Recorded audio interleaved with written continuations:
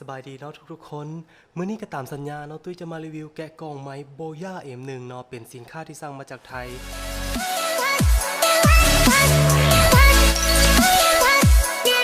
เขาเลือกกันเลยดีกว่าเนาะมื้อนี้เนาะตุ้ยมีแขกรับเชิญพิเศษจังหน่อยหนึ่งเนาะมื้อนี้ตุ้ยบ่ได้มารีวิวเองเพราะว่า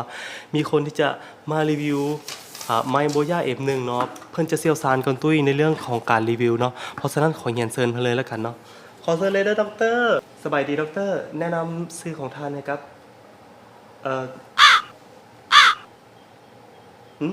ด็อกเตอร์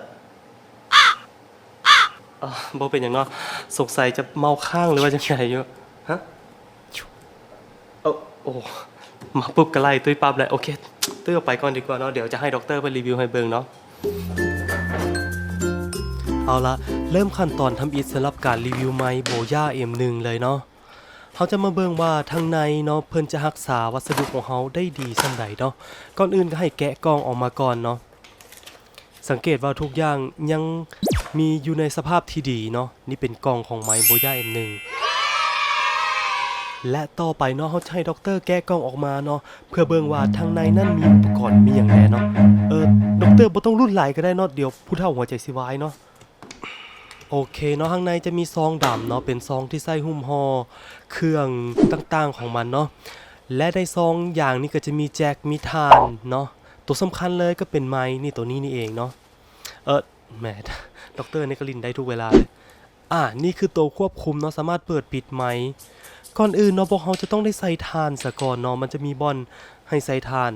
นี่ที่อยู่ในถุงยางเนาะเอาถ่านตัวนี้เนาะใส่ลงไปเนาะระวังเนาะเวลาใส่อย่าให้ผิดทางเนาะใส่แล้วก็อัดไว้แบบนี้ถือว่าใส่ได้แล้วเนาะและสำหรับขั้นตอนต่อไปเนาะก็ให้นำเขียงมาแล้วก็นำมีดมามาให้หยังนำปักต่อมาเนาะด็อกเตอร์เฮ้ยนี่เจ้าสิตกใจเฮ็ดหยังคอยรอเล่นซื่อๆโอ้ยลงอกต่อไปก็ให้เอาโฟมกันเสียงใส่ลงไปในหัวไม้เนาะเพื่อกันเสียงลมต่างๆเนาะแบบนี้และต่อไปก็ให้เอาเล็กหนีบเนาะมามัดที่สายแล้วก็ไปหนีบที่คอเนาะบ่แม่นหนีบที่คอแบบนั้นใส่เข้าไปในกล้องเสื้อแบบนี้ถูกต้องแล้วเนาะหลังจากนั้นให้เอาแจ็คเนาะซุปเข้าไปในอุปกรณ์ของท่านบ่ว่าสิเป็นสมาร์ทโฟนหรือว่าคอมพิวเตอร์เนาะแล้วก็ให้ทดลองเสียงโดยโปรแกรมวิดีโอหรือไลฟ์สดได้เลยตอนนี้พวกเขากำลังไลฟ์สดอยู่คอยอยากรู้ว่ามันไพเราะที่สุดโอ้ยแน่นอนคอยอยู่แล้วและตอนนี้เขาจะให้ด็อกเตอร์ลองห้องเพลงเบิ่งเนาะเพื่อว่ามันไผอยากจะเอาไม้ตัวนี้ไปคอเพลงหรือเอาไปนำไส้ในการห้องเพลงว่าเสียงมันจะพอไส้ได้ซ้ำใดเนาะและตอนนี้เขาจะบ่ไส้ไม้ใหญ่แล้วเนาะเขาจะไส้ไม้น้อยในการทดลองครั้งนี้เนาะให้ท่านผู้ชมลองฟังและตัดสินใจด้วยตัวเองเนาะว่าเสียงไม้จะเป็นแบบใดไม่ใช่ไม่รักแต่เพราะว่าเราเข้ากันไม่ได้จริงๆความทรมานที่ยังติดอยู่ในหัวใจของเราสองคนจะเจ็บแค่ไหนก็ต้องยอมถือว่าพ่อไปวัดได้เนาะและต่อไปเนาะเขาจะให้ด็อกเตอร์ลองพากหนังเบิ่งเนาะเพื่อว่าไผอยากจะเอาไม้นี่ไปใส่ในการเฮ็ดคอนเทนต์แบบภาคหนังเนาะหรือว่าจะภาคเป็นคลิปตลกที่ยูทูบเบอร์หลายท่านนิยมเฮ็ดกันเนาะเจ้ารู้อีฟงวันนี้เป็นวันตายของเจ้า เจ้าเท่าหัวงูข้าได้สั่งลูกน้องปิดล้อมแถวนี้เอาไว้หมดแล้วอย่าหวังนะว่าจะหนีได้ เจ้ารู้อีฟงเจ้าทำกับข้าได้เพียงนี้เจ้าหรือการพากย์เสียงเนาะท่านจะเอาไปพากย์เสียงลาวหรือว่าไทยอันนี้ก็แล้วแต่ท่านเลยละกันเนาะพวกเขาเพียงแต่ทดสอบไมค์ให้เบิ่งเนาะตอนนี้เขาจะให้ด็อกเตอร์กินมักเพชรเนาะยูเซอร์เพิ่นขอมาอยากให้รีวิวการกินอาหารว่าไม้นี่มันจะใช้งานได้หรือบ่และเฮือนเฮามันก็มีแต่มักเพชรและตอนนี้เขาได้เตรียมมักเพชรมาให้ด็อกเตอร์เรียบร้อยแล้วเนาะมักเพชรอีหยังคือมาง่ายแท้บ่เป็นหยังเพื่อยูเซอร์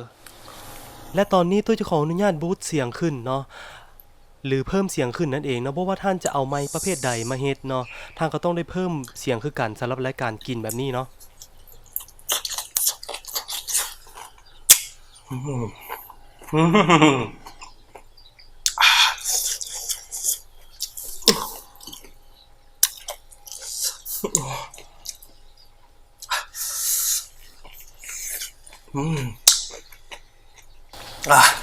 ้มา